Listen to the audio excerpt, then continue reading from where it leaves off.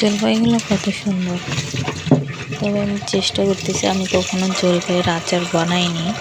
আমি অনেক চেষ্টা করতেছি যাতে আমি জলপাইয়ের আচার বানাতে পারি। তবে আমি ছোট জলপাইগুলো কিনে আনলাম, আমি বোটাগুলো এই ফেলে দিয়েছি, দিয়ে সুন্দরভাবে ধুয়ে নিচ্ছি।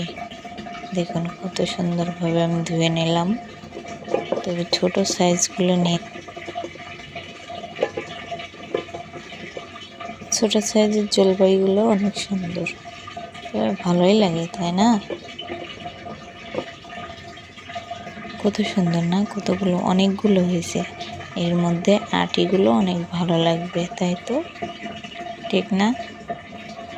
ছোট সাইজ, সবগুলোই ছোট সাইজ।